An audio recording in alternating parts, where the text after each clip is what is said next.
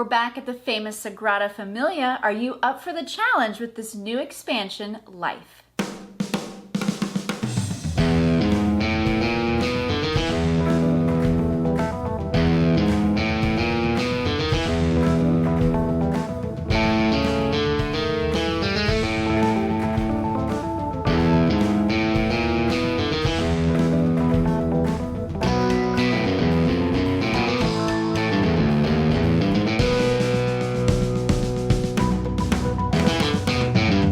Hey gang, and thanks for joining us again at Tantrum House Studio 3. I'm Will Meadows. And I'm Sarah Meadows, and today we're reviewing the next expansion from the Great Facade series called Life for Sagrada. This is from designers Adrian Adamescu and Daryl Andrews, and art is from Matt Paquette. This is a 1-to-4 player dice drafting pattern building game that takes about 30 minutes to play. Floodgate Games was kind enough to send us a copy to check out, so let's take a look at how it's played. The Life expansion comes with 3 modules. The Toil module adds new public objectives and tool cards. The Apprentice module features new window cards and an apprentice deck. Players are dealt 2 of the window cards and keep 1 with the regular setup as normal. During play, as soon as a player covers one of the apprentice spaces, they may draw 2 apprentice cards from the deck and keep 1. Many are one-time use cards which may be discarded to use at any time in the game. Others may be activated to offer in-game points or an ability. The Masterworks module is set up by adding the Masterworks dice to the new Masterworks board and then follow normal setup for the rest of the game. During gameplay, a player may use their drafted die to gain a Masterwork die if it matches one of the slots above it, and the player may gain a favor token or 2. The die may be placed on any space regardless of the number restrictions, but must follow color restrictions. The Masterwork dice arrows point to 2 dice slots that must match in either number or color. This Masterwork die must have all different colors adjacent, and this one must have all different values around it. If a player fails to fulfill the requirements of the Masterwork die by the end of the game, they lose 2 points. Otherwise, 5 points are awarded per die.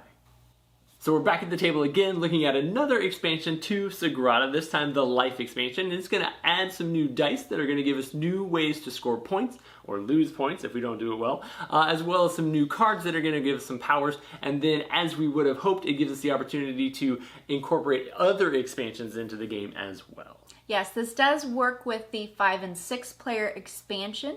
It also works with the Rare Glass expansion, the Passion expansion. There are new cards in the deck that allows you to use and manipulate the Rare Glass dice that we saw in that previous one.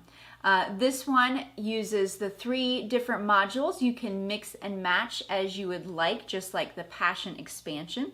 And uses the new orange dice, the Masterworks dice that are featured in this one. Those are pretty neat. They have their own little board, which is great. And one of the things that I kind of thought as I went into the first game playing it, I thought, oh, I don't want to lock myself into too many requirements and really make myself have even more specific places I have to lay on my board than normal. But as I learned after round 1, man, 5 points is a huge chunk. I might as well get as many of those dice as I can, and even though it might make my job a little bit harder to be able to get things into the right slots, those points can make a big difference at the end of the game.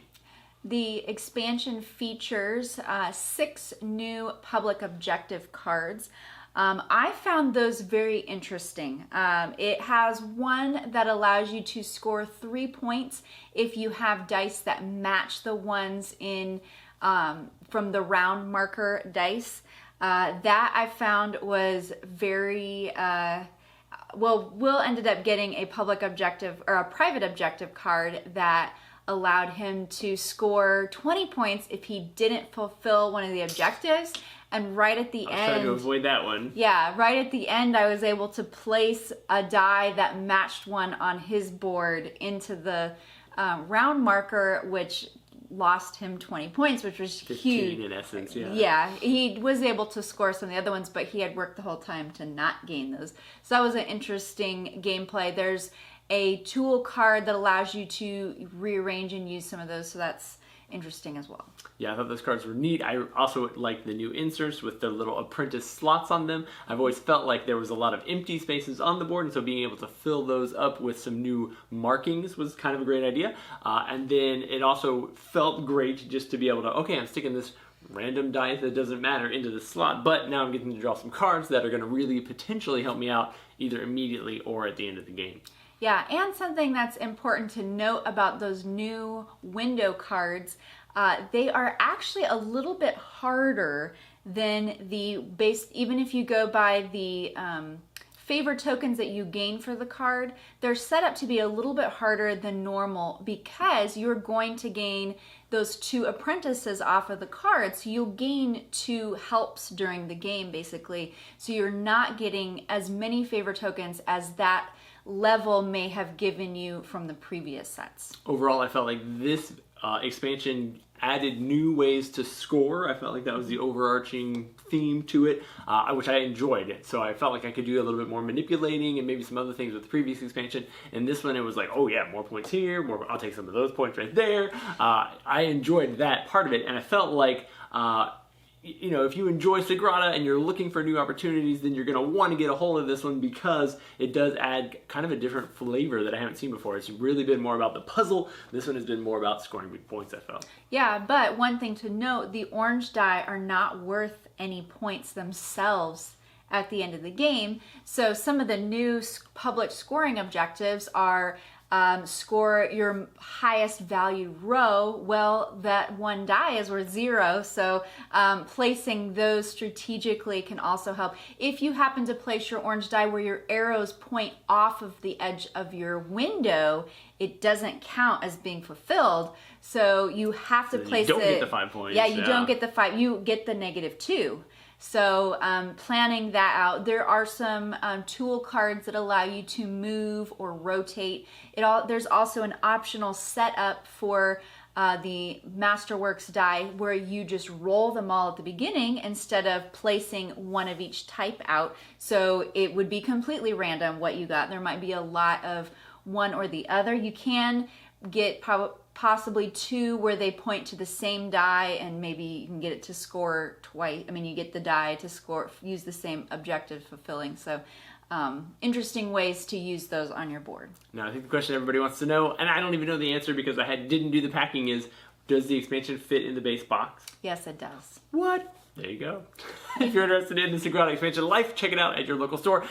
Floodgate has put out some pretty great stuff recently for it. I'm curious to see what the 3rd expansion brings. Yep, Glory should be coming out next when year. It comes. Yeah, so thanks so much for tuning in, checking out our videos. Be sure to like, subscribe, follow along. We look forward to answering your questions in the comments below.